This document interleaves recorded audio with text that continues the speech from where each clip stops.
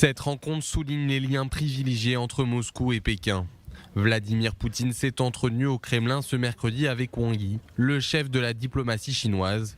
Le président russe a tenu à souligner l'importance de la relation russo-chinoise. La coopération sur la scène mondiale entre la République populaire de Chine et la Fédération de Russie, comme nous l'avons souligné à plusieurs reprises, est très importante pour stabiliser la situation internationale. La visite de Wang Yi en Russie intervient alors que la Chine cherche à jouer un rôle de médiatrice dans le conflit ukrainien. Pékin a promis de publier sa proposition de solution politique cette semaine, à temps pour le premier anniversaire du déclenchement de l'offensive russe en Ukraine, le 24 février. Proche allié de la Russie, la Chine n'a jamais appuyé ni critiqué publiquement la campagne militaire russe en Ukraine, tout en exprimant plusieurs fois son soutien à Moscou face aux sanctions occidentales. Plus tôt cette semaine, le gouvernement chinois a démenti l'envoi d'armes à la Russie alors que le secrétaire d'État américain Antony Blinken avait répété craindre que la Chine n'envisage de fournir un soutien létal à Moscou.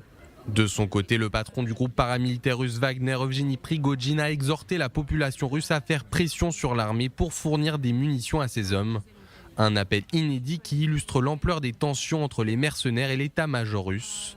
Le président américain Joe Biden a lui qualifié de grave erreur la suspension par Moscou du traité de désarmement nucléaire New START, une décision annoncée la veille par Vladimir Poutine. L'Espagne a elle annoncé ce mercredi qu'elle allait envoyer à l'Ukraine 6 chars Léopard qui n'étaient plus en service et que l'armée espagnole est en train de réparer.